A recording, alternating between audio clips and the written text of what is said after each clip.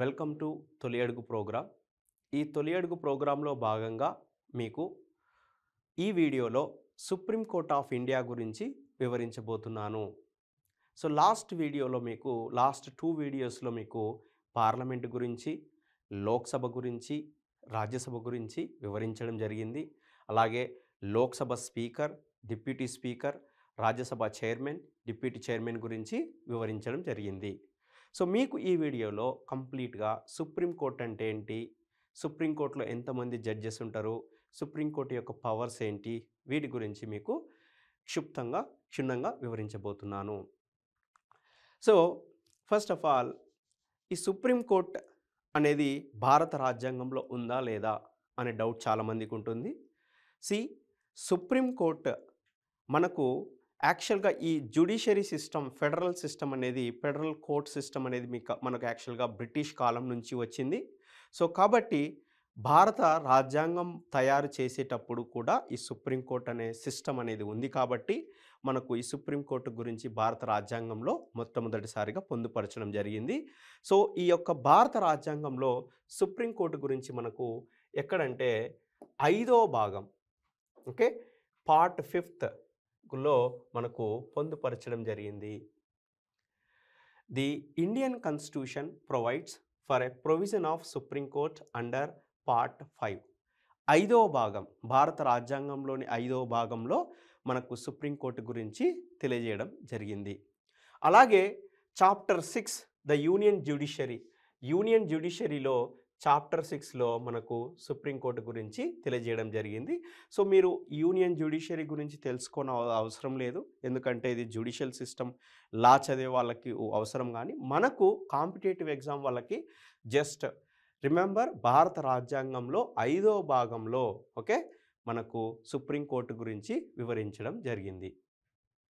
మరియు ఈ యొక్క 5వ భాగంలో ఆర్టికల్ 124 to 147 ద్వారా, రిమెంబర్, ఆర్టికల్ 124 to 147 ద్వారా మనకు ఈ యొక్క సుప్రీంకోర్టు గురించి తెలియజేయడం జరుగుతుంది. సో ఏం తెలియజేయడం జరుగుతుందండి?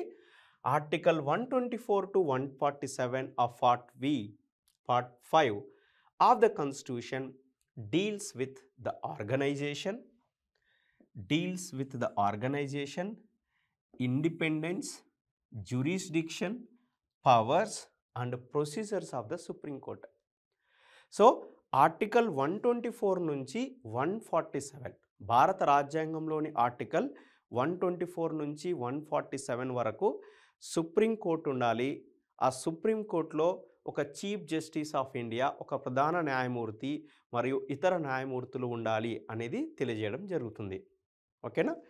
సో మెయిన్గా as per the Indian Constitution under Article 124(1), okay, Article 124(1) states that there shall be a Supreme Court of India, consists of a Chief Justice of India, and until Parliament by law prescribes a large number of not more than 7 other judges.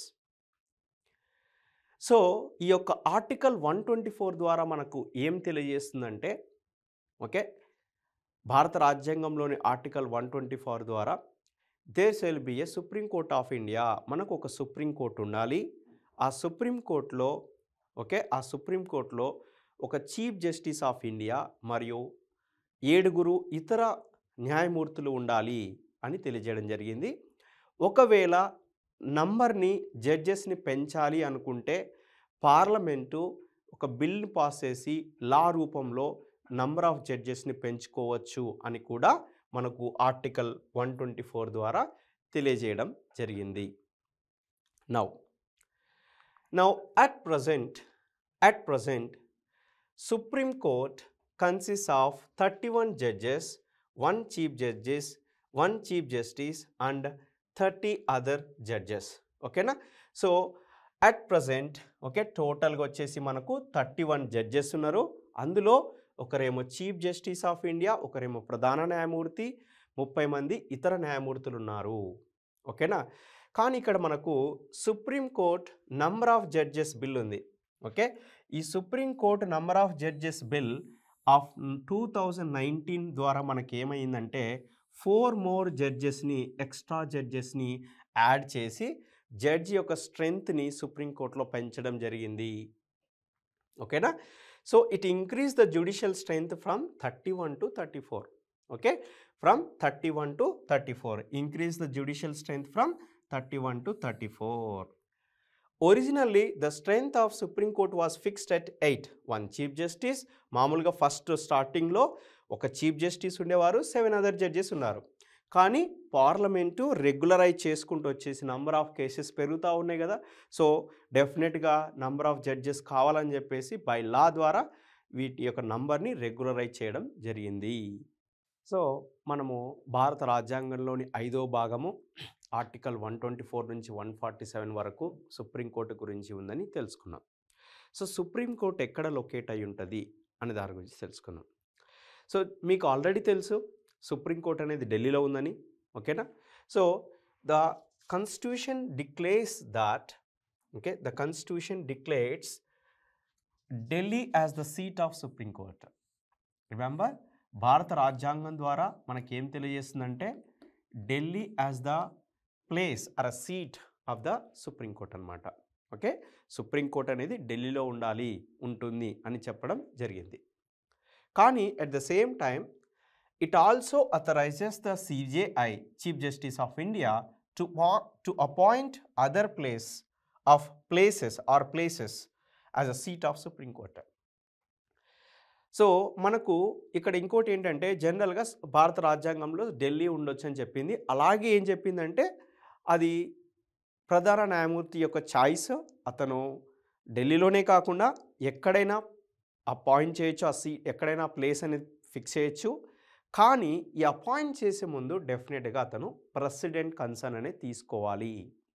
ఇక్కడ చూడండి, he can take decision in this regard only with the approval of the president. So supreme court యొక్క seat అంటే place, ఆ ప్లేస్ని మార్చాలి అనుకుంటే ఒకవేళ CJIకి full powers ఉంటాయి. కానీ డెఫినెట్గా he should approach with the president approach అయ్యి తెలుసుకోవాలి. But this provision is optional but not compulsory. అంటే కంపల్సరీగా ప్రెసిడెంట్ దగ్గరికి వెళ్ళి అప్రూవల్ తీసుకోవాలనేది కంపల్సరీ ఏం కాదు, ఇట్స్ అన్ ఆప్షనల్. ఈ ప్లేస్ కూడా ఆప్షనలే, కంపల్సరీ ఏం కాదు.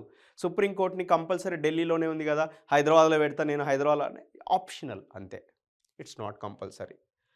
This means that no court can give any direction either to the president or to the chief justice to appoint any other place as the seat of the supreme court.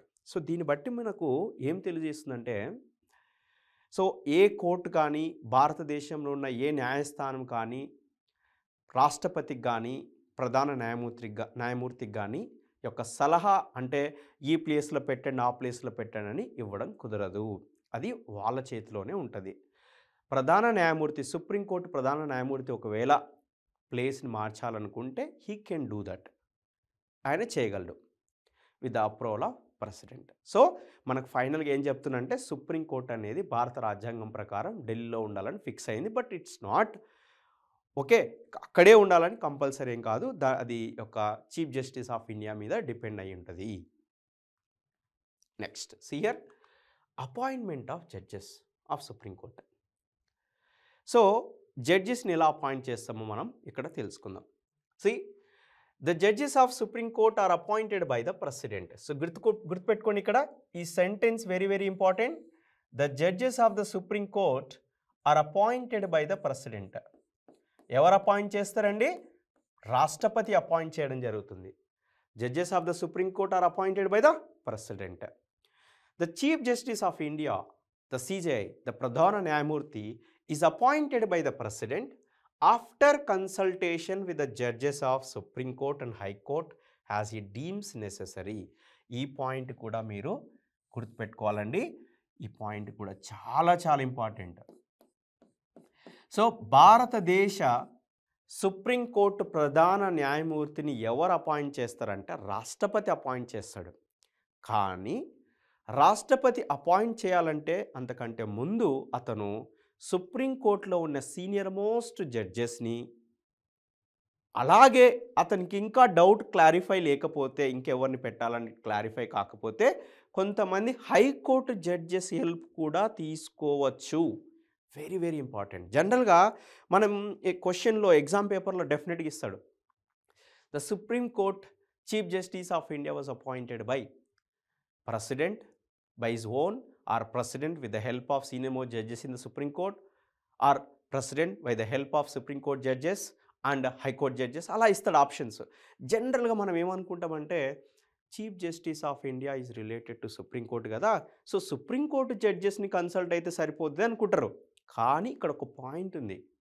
ఏంటంటే ఒకవేళ supreme court జడ్జెస్ని తీసుకున్నా అతనికి అవసరం అనిపిస్తే, రాష్ట్రపతికి అవసరం అనిపిస్తే high court జడ్జెస్ని కూడా ఆ యొక్క కమిటీలో పెట్టుకొని సిజేఐని అపాయింట్ చేయడం జరుగుతుంది. Very very very important point అండి ఇది. The chief justice of India is appointed by the president after consultation with the judges of supreme court and high court. Remember, judges of supreme court and high court ఈ question అడగడం కూడా జరిగింది. As he deems necessary అయితే, ఓకేనా, supreme court జడ్జెస్ని high court జడ్జెస్ని approach అవ్వాలి. ఆ యొక్క వాళ్ళని పిలిచి ఓకే ఇతను పెడితే సరిపోతుందా, ఇతను అపాయింట్ చేస్తే సరిపోతుందని ఇన్ఫర్మేషన్ తీసుకోవాలి. Now the other judges are appointed by the president after consultation with chief justice of India and such other judges of Supreme Court and High Court as it deems necessary. ఇక్కడ కూడా ఈ point కూడా ఒక్క సీజేనే కాదు, ఒక ప్రధాన న్యాయమూర్తినే కాకుండా ఇతర న్యాయమూర్తులను కూడా సుప్రీంకోర్టులో ఇతర న్యాయమూర్తులను కూడా అపాయింట్ చేయాలంటే సుప్రీంకోర్టు న్యాయమూర్తులతో పాటు కొంతమంది హైకోర్టు న్యాయమూర్తుల సలహా తీసుకోవాల్సిన అవసరం ఉంటుంది. బట్ హైకోర్టు యొక్క న్యాయమూర్తుల సలహా కంపల్సరీ ఏం కాదు. ఒకవేళ అతనుకు రాష్ట్రపతి గారికి సుప్రీంకోర్టు న్యాయమూర్తుల సలహా సఫిషియంట్ అనిపిస్తే హైకోర్టు న్యాయమూర్తులని సలహా తీసుకోవాల్సిన అవసరం లేదు. గుర్తుపెట్టుకోండి.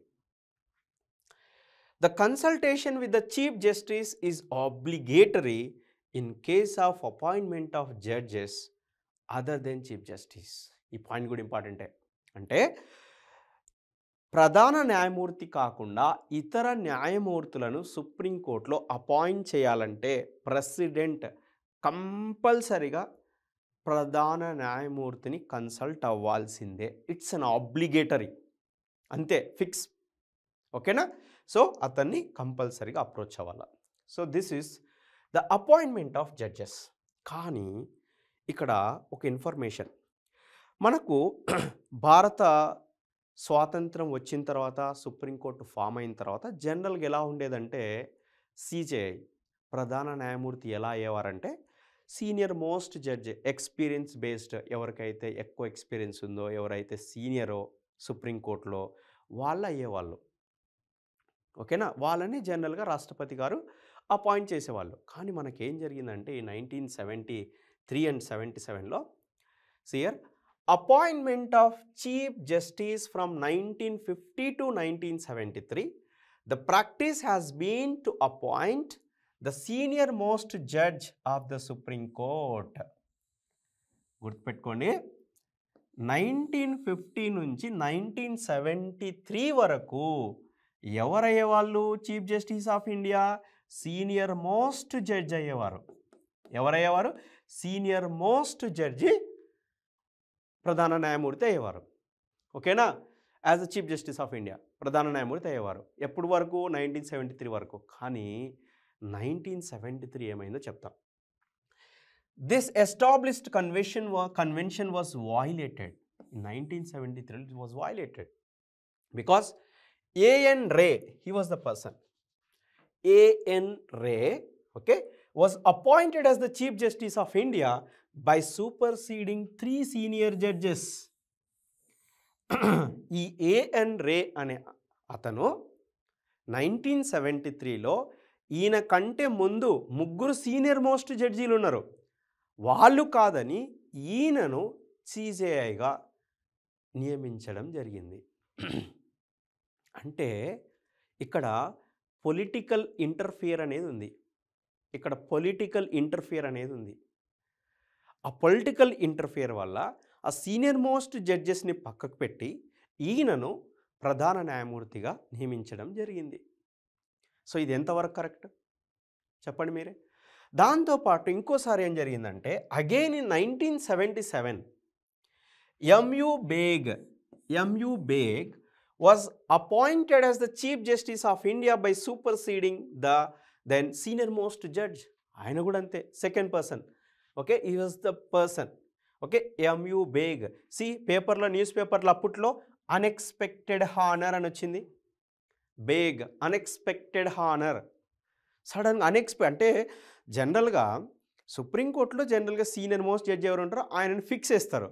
కానీ సడన్గా ఆయన కాకుండా ప్రెసిడెంట్ ఈయనను ఫిక్స్ చేసేసరికి డౌట్ వస్తుంది కదా. అన్ఎక్స్పెక్టెడ్ జడ్జ్ అనమాట, అన్ఎక్స్పెక్టెడ్ హానర్. 7th ర్యాంక్ కదా సీజేఐకి. సో అలాగా వచ్చేసరికి పొలిటికల్ ఇంటర్ఫేర్ అనేది ఉంది.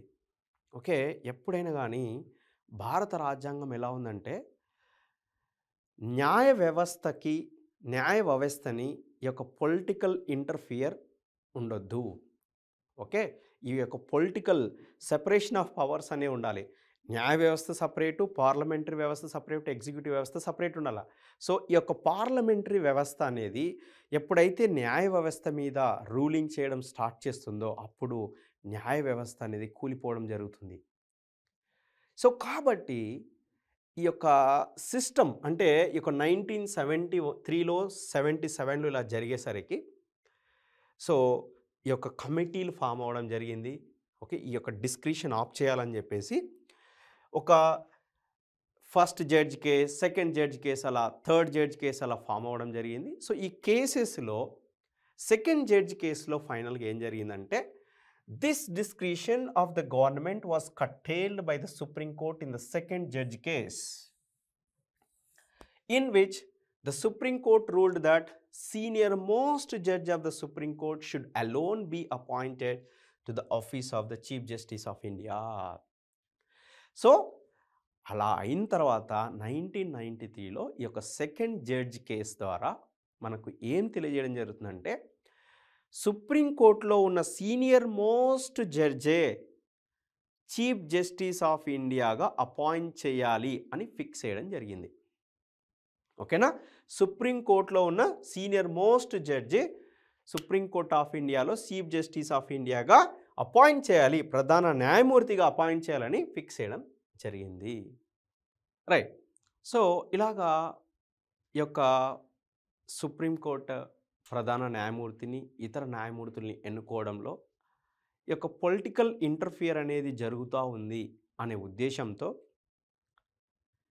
3 జడ్జ్ కేసులో మనకు ఈ యొక్క కొలీజియం సిస్టమ్ అనేది ఫామ్ అయింది. ఓకేనా, collegium system. Okay, so collegium system was Born through 3 judge case. Okay, second judge case ద్వారా మనకి ఏమర్థమైందంటే సీనియర్ మోస్ట్ జడ్జి సీజేఐగా ప్రధాన న్యాయమూర్తిగా అపాయింట్ చేయాలని జరగడం జరిగింది. ఈ యొక్క థర్డ్ జడ్జ్ కేసు ద్వారా మనకు కొలీజియం సిస్టమ్ అనేది పుట్టింది. 1998లో ఈ యొక్క కొలీజియం సిస్టమ్ అనేది పుట్టింది. సో ఈ యొక్క కొలీజియం సిస్టమ్ ఏంటంటే it is used for appointment and transfer of judges in high court and Supreme Court. Okay, it is used for appointment and transfer of judges in high court and supreme court. యొక్క high court, సుప్రీంకోర్టులో జడ్జెస్ని appoint చేయడం, transfer చేయడం అనేది ఈ యొక్క collegium system యొక్క work. There is no mention of the collegium either in the original constitution of India or in successive amendments. గుర్తుపెట్టుకోండి, ఈ యొక్క కొలీజియం సిస్టమ్ అనే వర్డ్ ఒరిజినల్ కాన్స్టిట్యూషన్ ఆఫ్ ఇండియాలో ఎక్కడా మెన్షన్ చేయలేదు. అలాగే ఈ యొక్క కొలీజియం సిస్టమ్ని అమెండ్మెంట్ చేసి కూడా భారత రాజ్యాంగంలో పెట్టలేదు. గుర్తుపెట్టుకోండి. సో కొలీజియం సిస్టమ్ అనేది ఏంటికి వాడతాం? To appoint and transfer of supreme court and high court judges. ఎప్పుడు వచ్చింది? థర్డ్ జడ్జ్ కేస్ 1998లో వచ్చింది. సో ఏంటో ఈ కొలీజియం సిస్టమ్ ఎలా వర్క్ చేస్తుందో చూద్దాం. ద కొలీజియం అంటే గ్రూప్ ఆఫ్ జడ్జెస్ ఉంటారనమాట. Okay, recommends the names of lawyers or judges to the central government. Similarly, the central government also sends some of its proposed names to the collegium. So collegium ఉంటుంది, central government ఉంటుంది. So collegium కొంతమంది names అనేవి, కొంత న్యాయమూర్తులది కానీ లాయర్లు ఉంటారు కదా, వాళ్ళ నేమ్స్ అనేది లిస్ట్ ప్రిపేర్ చేస్తుంది. అలాగే సెంట్రల్ గవర్నమెంట్ కూడా వాళ్ళ యొక్క న్యాయమూర్తులను అనేది లిస్ట్ ఇస్తుంది కొలీజియం సిస్టమ్కి. ఆ యొక్క కొలీజియం సిస్టమ్కి న్యాయమూర్తుల లిస్టు, ఇక్కడ సెంట్రల్ గవర్నమెంట్ ఇచ్చిన న్యాయమూర్తుల లిస్టు రెండింటిని తీసుకొని కొలీజియం సిస్టమ్ డిసైడ్ చేస్తుంది ఎవరిని అపాయింట్ చేయాలి, ఎవరిని జడ్జిగా తీసుకోవాలి అనే దాని గురించి. ఓకేనా? Now collegium consider the names or suggestions made by the central government. Yes, collegium తీసుకుంటుంది, వాళ్ళ సజెషన్స్ తీసుకుంటుంది, central government suggestions, and resend the file to the government for final approval. So collegium ఫైనల్గా వాళ్ళ యొక్క ప్రిపేర్ చేసిన లిస్ట్ని ఫైనల్గా రాష్ట్రపతి దగ్గరికి ఫైనల్ అప్రూవల్ కోసం పంపిస్తుంది. పంపించినప్పుడు if the collegium resend the same names again then the government has to give its assent. అంటే ఒకవేళ గవర్నమెంట్ అంటే సెంట్రల్ గవర్నమెంట్ ఇచ్చిన నేమ్స్ పెట్టకుండా కొలీజియం సిస్టంలో వాళ్ళు ప్రిపేర్ చేసిన నేమ్స్ ఇచ్చింది అనుకోండి, గవర్నమెంట్ డెఫినెట్గా అసెంట్ ఇవ్వాల్సిందే, అంటే అప్రూవ్ చేయాల్సిందే. అంటే గవర్నమెంట్, సెంట్రల్ గవర్నమెంట్ నువ్వు మా జడ్జెస్ని ఎందుకు అప్రూవ్ చేయలేదు అనేది క్వశ్చన్ చేయడానికి లేదు. అలాంటప్పుడే న్యాయ వ్యవస్థకి ఒక ఇండిపెండెన్సీ వస్తుంది.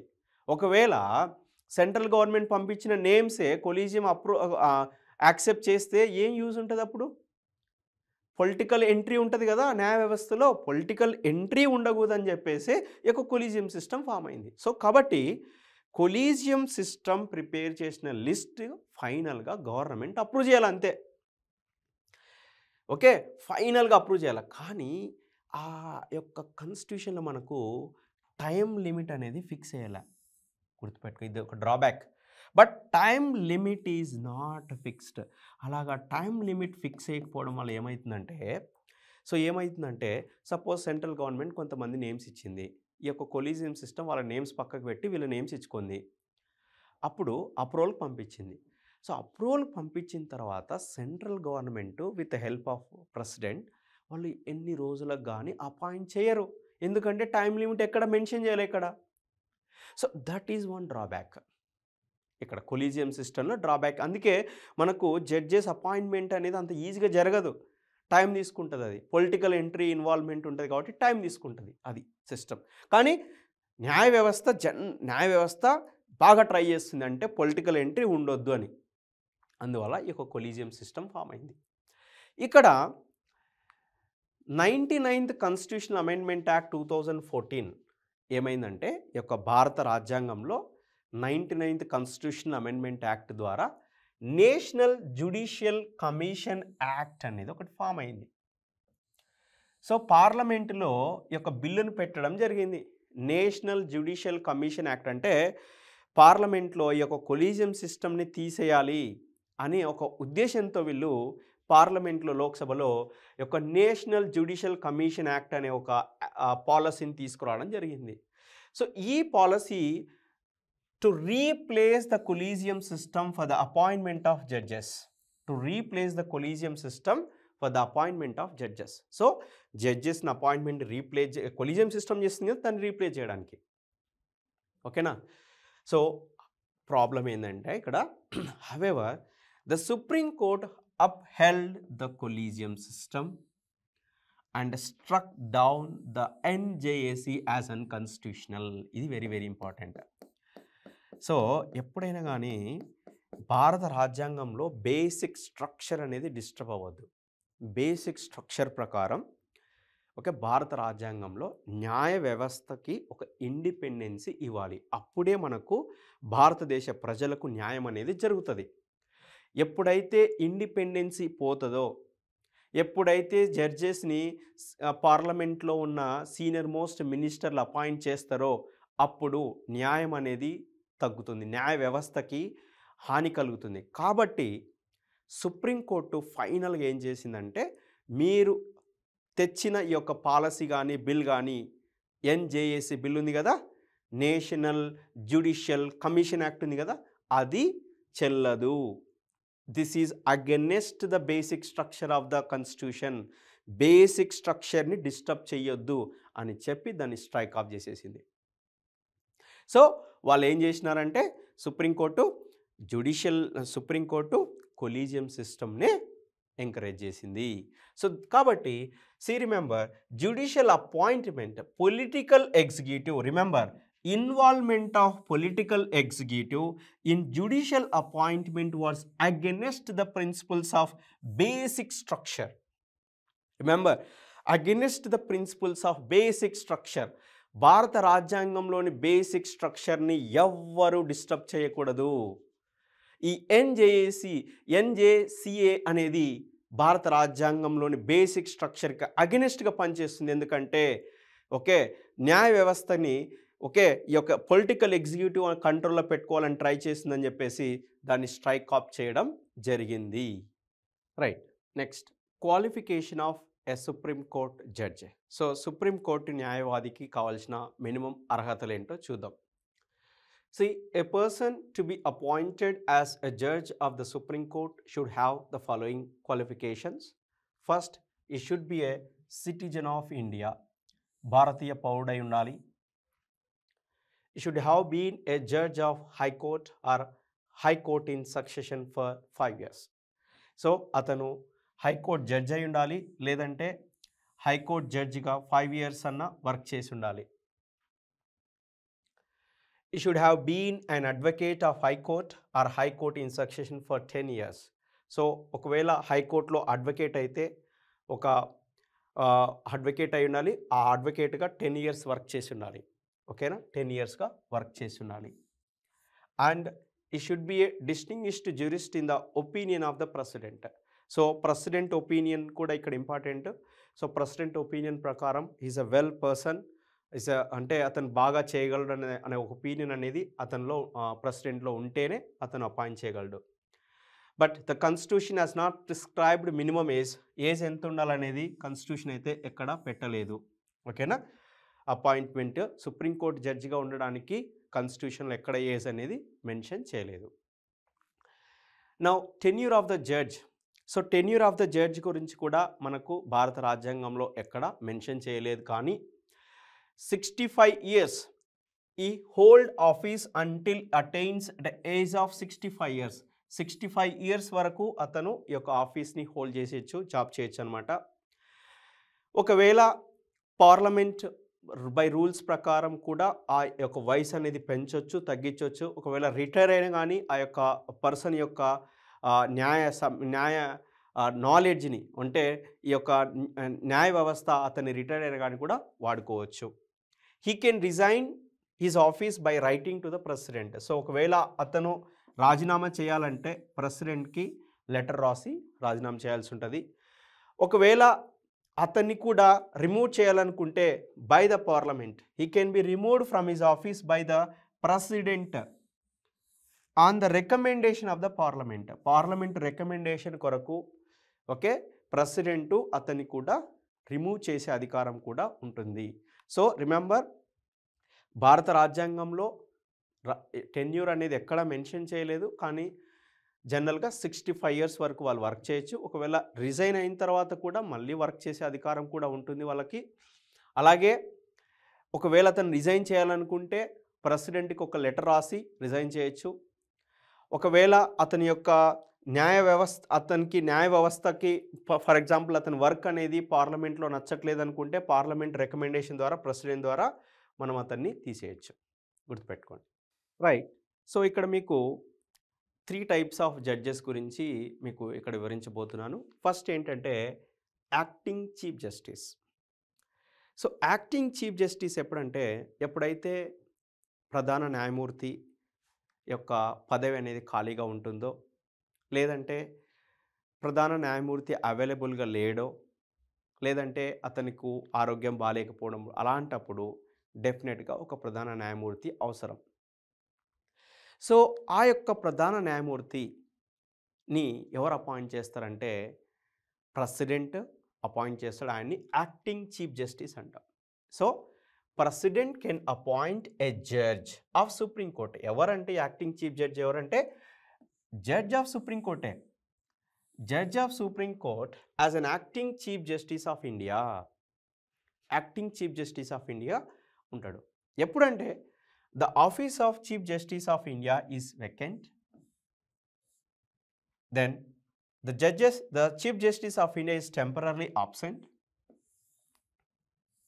Okay, or the chief justice of India is unable to perform the duties. ఏదైనా హెల్త్ ప్రాబ్లం ఉండి ఏదైనా ప్రాబ్లం ఉన్నప్పుడు ఆయన యొక్క డ్యూటీస్ పర్ఫామ్ చేయలేనప్పుడు ఈ యొక్క యాక్టింగ్ చీఫ్ జస్టిస్ని ప్రెసిడెంట్ అపాయింట్ చేస్తాడు. ఎవరినంటే one of the senior most supreme court జడ్జిని యాక్టింగ్ చీఫ్ జస్టిస్గా అపాయింట్ చేయడం జరుగుతుంది. ఓకేనా, acting chief justice. Next ad hoc judge.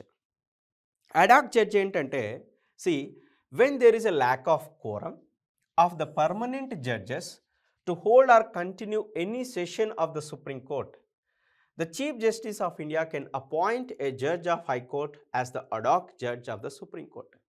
అంటే ఏదైనా ఒక సెషన్లో ప్యానెల్ ఉంటుంది. ప్యానెల్లో సర్టెన్ నెంబర్ ఆఫ్ జడ్జెస్ ఉంటారు, మినిమం 5 మెంబర్స్ ఉంటారు. ఆ 5 మెంబర్స్ అంటే కోరం అంటాం. ఆ 5 మెంబర్స్ కంటే తక్కువ ఉన్నప్పుడు హైకోర్టు జడ్జెస్ని పిలిపిస్తారు. హైకోర్టు జడ్జెస్ని పిలిపించి ఆ ప్యానెల్లో మెంబర్గా చేస్తారు. ఎప్పుడైతే కోరం అనేది ఫుల్గా ఫామ్ అవ్వనప్పుడు, జడ్జీల కొరత ఉన్నప్పుడు హైకోర్టు జడ్జిని తీసుకొస్తారు కదా. ఎవరు తీసుకొస్తారంటే చీఫ్ జస్టిస్ ఆఫ్ ఇండియా, ప్రధాన న్యాయమూర్తి తీసుకొచ్చి అపాయింట్ చేయడం జరుగుతుంది. ఆయనని అడాక్ జడ్జ్ అంటాం. గుర్తుపెట్టుకోండి, ad hoc judge. He can do so only after consultation with the chief justice of high court. గుర్తుపెట్టుకోండి, ఎవరు అపాయింట్ చేస్తారు ఈయనని, అడాక్ జడ్జిని? Chief justice of India, supreme court chief justice of India. ఆయన డెఫినెట్గా హైకోర్టు జడ్జిని తీసుకున్నాలంటే డెఫినెట్గా హైకోర్టు చీఫ్ జస్టిస్ని కన్సల్ట్ అవ్వాలి. కన్సల్ట్ అయ్యి ఈ యొక్క అడాక్ జడ్జిగా అపాయింట్ చేయడం జరుగుతుంది. గుర్తుపెట్టుకోండి, ఓకేనా. The judge appointed should be qualified for appointment as a judge of supreme court. అంటే హైకోర్టులో పనిచేసే జడ్జి ఏ జడ్జిని అంటే ఆ జడ్జిని పెట్టడానికి లేదు. డెఫినెట్గా ఆయన సుప్రీంకోర్టు జడ్జికి జడ్జ్ అయ్యడానికి ఉండే క్వాలిఫికేషన్స్ ఉండాలి. అంటే 5 years అన్న మినిమం ఎక్స్పీరియన్స్ ఉండాలి హైకోర్టులో. అలాంటప్పుడే ఆయన అడాక్ జడ్జిగా పెట్టడం జరుగుతుంది. ఓకేనా. It is the duty of the judge appointed to attend the sittings of the supreme court in priority to other duties of his office. While attending he enjoy all the jurisdiction powers and privileges of the supreme court. అంటే ఒకసారి high court నుంచి సుప్రీంకోర్టుకు వచ్చినాడు అనుకోండి ad hoc జడ్జిగా, ఆయనకు supreme court జడ్జిగా ఉండే పవర్స్ అన్నీ, ప్రివిలేజెస్ అన్నీ ఇవ్వడం జరుగుతుంది. ఓకేనా. Now retired judge. కొన్ని సందర్భాల్లో మనము రిటైర్డ్ జడ్జిని కూడా ఈ యొక్క భారత ప్రధాన న్యాయ వ్యవస్థ అనేది ఉపయోగించుకోవడం జరుగుతుంది. ఓకేనా. At any time the CJI can request a retired judge of the Supreme Court or a retired judge of a High Court who is duly qualified for the appointment as a judge of the Supreme Court. Retired high court జడ్జిని కానీ supreme court జడ్జిని కానీ ఆయన ఆ యొక్క న్యాయ వ్యవస్థలో ఉపయోగించుకోవచ్చు. కానీ ఇలా ఉపయోగించుకోవాలంటే first previous consent with the ప్రెసిడెంట్తో పర్మిషన్ తీసుకొని, అప్రూవల్ తీసుకొని అపాయింట్ చేయాలా. ప్రెసిడెంట్తో అప్రూవల్ తీసుకొని అపాయింట్ చేయాలా. వన్స్ ఒకసారి అపాయింట్ చేస్తే ఆయనకి ఇవ్వవలసిన అలవెన్సెస్ కానీ డ్యూటీస్ కానీ ఏవైనా ఎవరు చేస్తారంటే the chief justice of India will decide everything. Right. Next is procedure of the court. Procedure of a court అంటే కోర్టులో ఏదైనా కేసు సాల్వ్ చేయాలంటే మినిమం ఒక బెంచ్లో ఎంతమంది సభ్యులు ఉండాలి, ఎంతమంది న్యాయాధికారులు ఉండాలి, ఒకవేళ ఆ న్యాయాధికారుల ఒపీనియన్ అనేది డిఫరెంట్గా ఉన్నప్పుడు ఎలా చేస్తారనే దాని గురించి చూద్దాం. The supreme court can with the approval of president make rules for regulating general practice. Remember, rules of Supreme Court ni emaina modify cheyalante, procedure modify cheyalante, Supreme Court pradhana nyayamurti with the approval of president ఈ యొక్క procedure ni gaani method ni gaani change cheyochu. కానీ approval, president approval అవసరం. The constitutional cases are references made by the President under Article 143 are decided by a bench consists of at least 5 judges. అంటే constitutional cases అంటే భారత రాజ్యాంగానికి సంబంధించిన కేసులు, అంటే భారత రాజ్యాంగాన్ని మాడిఫై చేయాలని ట్రై చేసిన, చేంజ్ చేయాలని ట్రై చేసిన అలాంటి కేసెస్, లైక్ మనం తెలుసుకున్నాం కదా, కొలీజియం సిస్టమ్ని చేంజ్ చేసి నేషనల్ జ్యుడిషియరీ కమిషన్ యాక్ట్ తేవాలని ట్రై చేసినారు కదా 2019లో. సో అలాంటి, అంటే భారత రాజ్యాంగాన్ని ఏదైనా మార్పు చేయాలంటే అలాంటి కేసెస్కి డెఫినెట్గా 5 మెంబర్స్ అనేవాళ్ళు బెంచ్లో ఉండాలి, 5 జడ్జెస్ ఉండాలి బెంచ్లో. ఆల్ అదర్ కేసెస్ అంటే general cases decide by a bench consist of not less than 3 judges. Minimum 3 judges అయితే ఉండాలబ్బా బెంచ్లో ఏదైనా వర్క్ చేయాలంటే. The judgements are delivered by the open court. All the judgements are by majority vote. గుర్తుపెట్టుకోండి, suppose మీకు ఇక్కడ 3 judges case ఉందనుకో, 3 judge ఉన్నారు, ఏదైనా కేసు నడుస్తుంది, ఒక జడ్జికి ఒక ఒపీనియన్ ఉంది, ఇంకో 2 జడ్జీలకు ఒక ఒపీనియన్ ఉంది. సో మెజారిటీ ఓట్ ఎక్కడుంది, 2 జడ్జీలకు ఏదైతే ఒపీనియన్ ఉందో దాన్నే కన్సిడర్ చేయడం జరుగుతుంది. గుర్తుపెట్టుకోండి, ఇక్కడ 5 జడ్జెస్ ఉన్నారు కదా, సో 5 జడ్జెస్లో 3 జడ్జెస్కి ఒక ఒపీనియన్ ఉంది, 2 జడ్జెస్కి ఇంకొక ఒపీనియన్ ఉంది. ఆ 3 జడ్జెస్నే మనం జ్యుడిషియల్గా కన్సిడర్ చేయడం జరుగుతుంది. గుర్తుపెట్టుకోండి, this is called procedure of the court. So ఇక్కడ మీకు సుప్రీంకోర్టు యొక్క పవర్స్ గురించి మీకు వివరించబోతున్నాను. బేసికల్గా అయితే సుప్రీంకోర్టుకి original jurisdiction, appellate jurisdiction and advisory jurisdiction 3 ఉంటాయి. ఓకేనా, we will see that. Right now, original jurisdiction అంటే ఏంటి? ఒరిజినల్ జ్యూరిస్డిక్షన్ అంటే ఏంటంటే కొన్ని కాన్ఫ్లిక్ట్స్ వస్తాయి సెంటర్కి స్టేట్కి మధ్యన కాన్ఫ్లిక్ట్స్ వచ్చినప్పుడు అలాంటి కాన్ఫ్లిక్ట్స్ అనేవి ఈ యొక్క సుప్రీంకోర్టులో వివరించడం జరుగుతుంది, అంటే సుప్రీంకోర్టులో డిస్కస్ చేయడం జరుగుతుంది. ఆ కాన్ఫ్లిక్ట్స్ ఏది న్యాయం, ఎక్కడి సైడ్ న్యాయం ఉంది, ఎక్కడి సైడ్ న్యాయం లేదు అనే వాటి గురించి. So as a federal court, the supreme court decides disputes between different units of Indian federation. Different units of Indian federation అంటే వివిధ రాష్ట్రాలు మరియు central government. More elaborately, any dispute between centre and state, 1 or more state. ఏదైనా dispute సెంటర్కి స్టేట్కి మధ్యన గొడవ ఉన్నప్పుడు కానీ, the centre and any state or states on one side and 1 or more states on the other side. So సెంటర్కి స్టేట్కి, లేదంటే 2-3 స్టేట్స్కి, ఒక స్టేట్ ఒక సైడ్, ఇంకొక 2-3 స్టేట్లు ఇంకో సైడ్ ఉన్నప్పుడు, అలాగే okay between 2 or more states మధ్యన కూడా. Okay, in the above federal disputes the supreme court has exclusive original jurisdiction. Exclusive jurisdiction ఉంటుంది ఇక్కడికి. ఓకేనా, ఎక్స్క్లూసివ్ ఒరిజినల్ జ్యూరిస్డిక్షన్ ఉంటుంది. కానీ కొన్నిట్లో ఈ జ్యూరిస్డిక్షన్ అనేది ఎక్స్టెండ్ అవ్వదు. ఏమిట్లో అంటే, a disputes arising out of a free constitution treaty or agreement. Okay, భారత రాజ్యాంగానికి సంబంధించింది కానంత వరకు అది ఇన్వాల్వ్ కాదు. అలాగే a dispute arising out of any treaty or agreement which specifically provides that says jurisdiction does not extend to such dispute. So కొన్ని సందర్భాల్లో రాష్ట్రపతి నియమించిన అపాయింట్మెంట్లు ఉంటాయి కదా, అవి జ్యుడిషియల్ రివ్యూ ఉండదు. సో అలాంటప్పుడు ఈ యొక్క జ్యూరిస్డిక్షన్ రాదు. ఓకేనా, అలాగే ఇంటర్ స్టేట్ వాటర్ డిస్ప్యూట్స్ ఉంటాయి కదా, ఇది గుర్తుపెట్టుకోండి. ఇంటర్ స్టేట్ వాటర్ డిస్ప్యూట్స్ని సుప్రీంకోర్టు డిస్ప్యూట్ చేయడానికి లేదు, అందుకే ట్రిబ్యునల్స్ ఉంటాయి. Matters refer to the finance commission.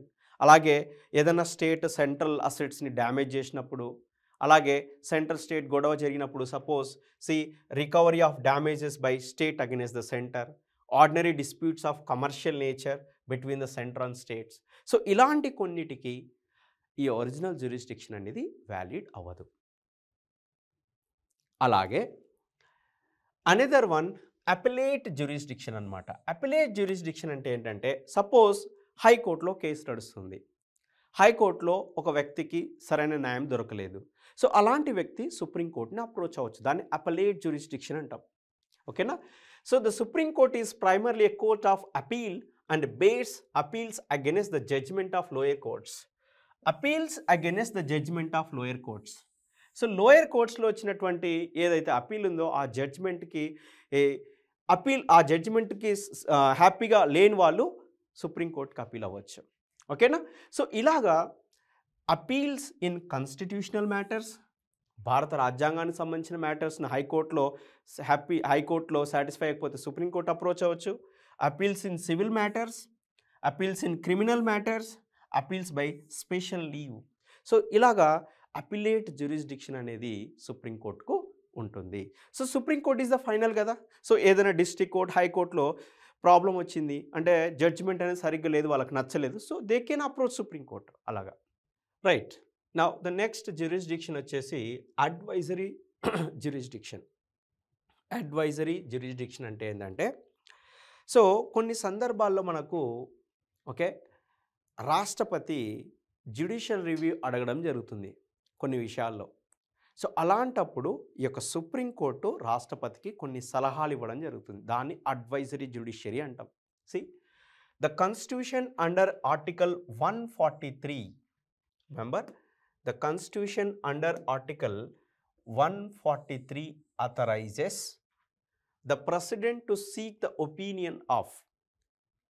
The Constitution under Article 143 authorizes the President to seek the opinion of the Supreme Court in the two categories of matter on any question of law. See, remember, question of law. న్యాయానికి సంబంధించిన ఏదైనా situation వచ్చినప్పుడు, పార్లమెంట్లో న్యాయానికి సంబంధించిన ఏదైనా situation వచ్చినప్పుడు రాష్ట్రపతి యొక్క సుప్రీంకోర్టు సీజేఐని కానీ అదర్ జడ్జెస్ని వాళ్ళ ఒపీనియన్ అడగొచ్చు. Or fact of public importance. ఏదైనా సపోజ్ ఏదైనా బిల్లును పార్లమెంట్లో ప్రవేశపెట్టినారు.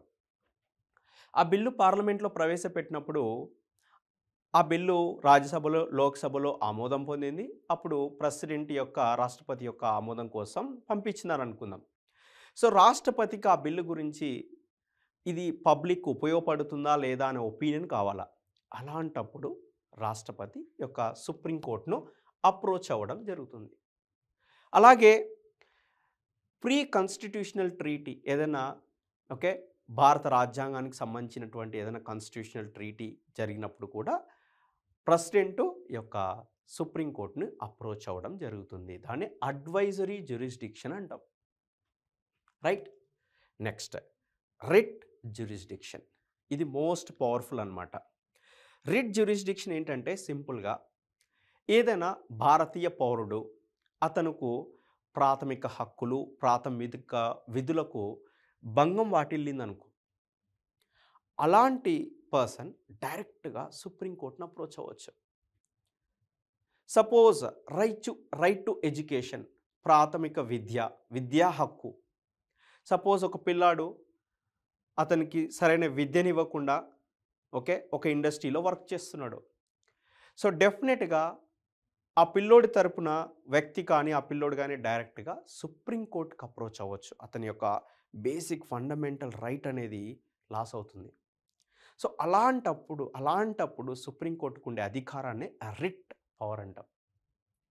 లేదంటే ఏదైనా ఒక వ్యక్తి కిడ్నాప్ అయినప్పుడు అది గవర్నమెంట్ వాళ్ళ చేత, లైక్ సపోజ్ పోలీసులు ఏం చేస్తారంటే కొన్ని సందర్భాల్లో వాళ్ళ పవర్స్ని యూజ్ చేసుకొని పూర్ పీపుల్స్ని జైల్లో పెట్టడం జరుగుతుంది. సో అలాంటి వారి కోసం యొక్క రిట్ జ్యూరిస్డిక్షన్ అనేది పనిచేస్తుంది. Okay. See, the Supreme Court is empowered to issue writs including habeas corpus, mandamus, prohibition and quo warranto and certiorari.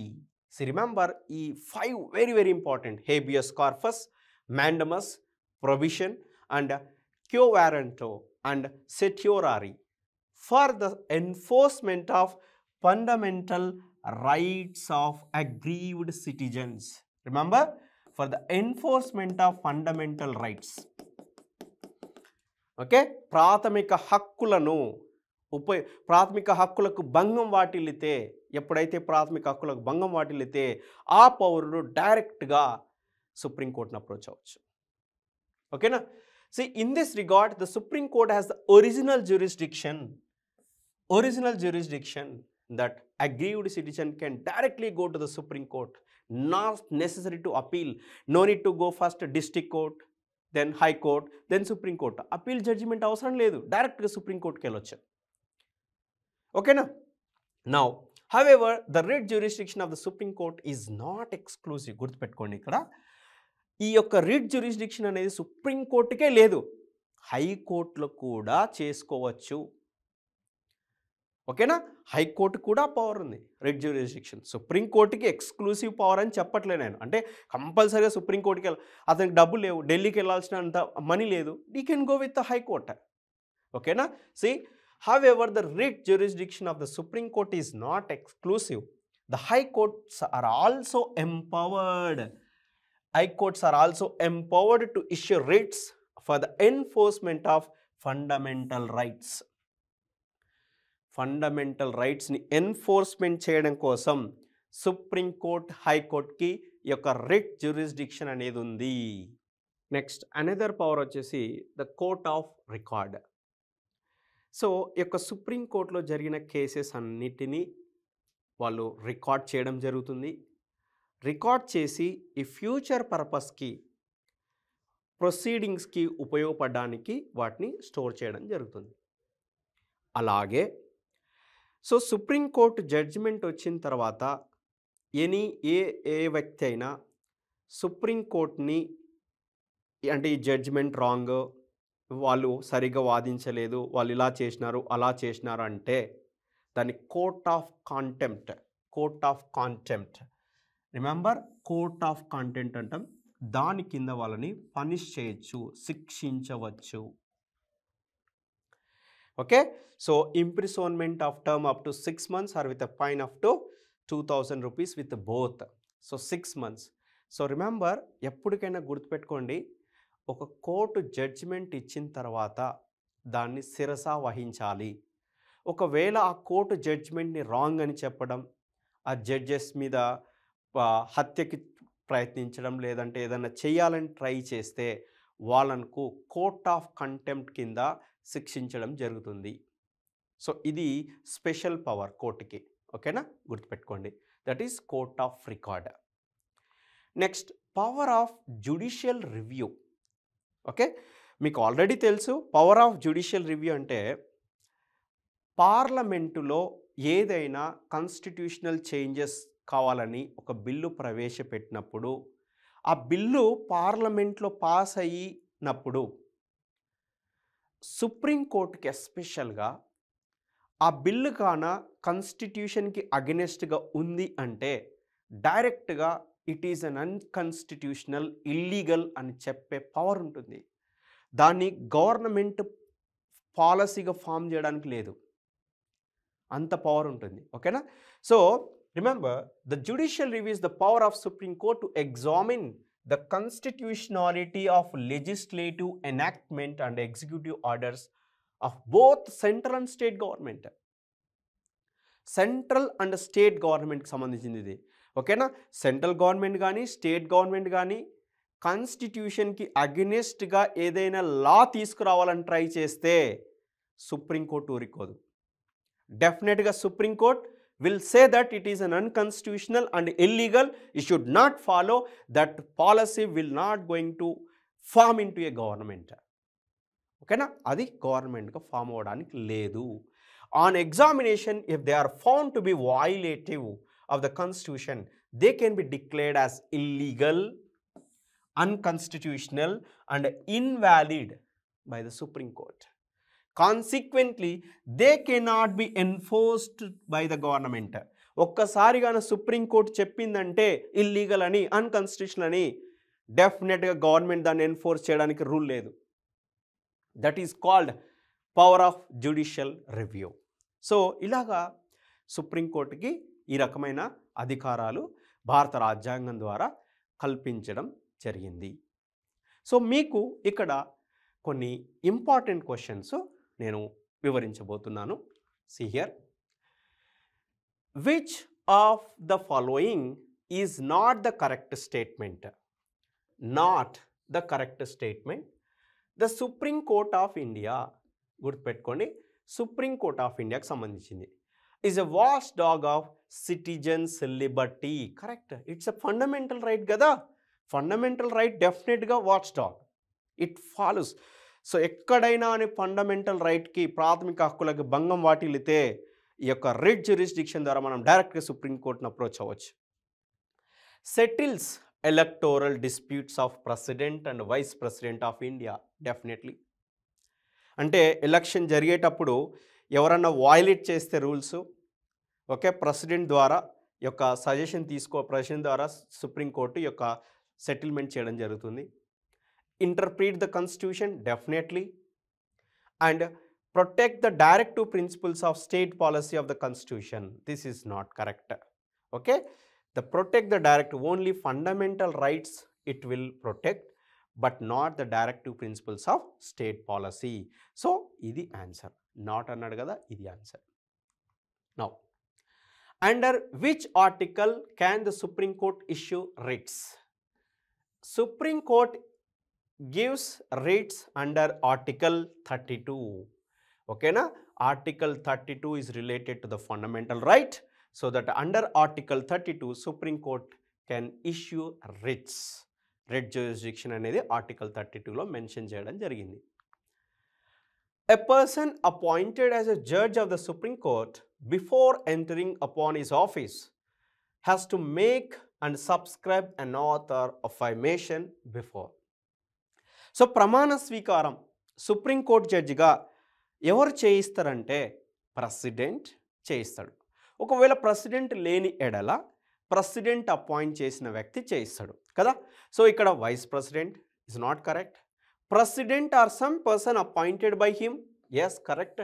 President or some person appointed by him. Chief justice of India, prime minister. So president is the correct answer. Next, the Supreme Court of India came in being on 26th January 1950. 26th January 1950. Who appoints the Chief Justice of India? Very simple. Who appoints the Chief Justice of India? President. But President evarni consult avutadu? Chief Justice of India appoint cheyalante Supreme Court senior most judges ni and also High Court judges ni avasaramaithe kada.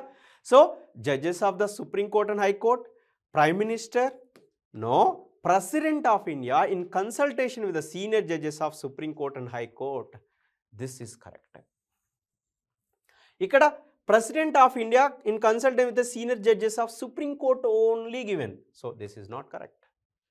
So President of India will appoint with a consultation with the senior judges of Supreme Court and High Court if it is necessary. Okay na? Right. So this is the information about Supreme Court.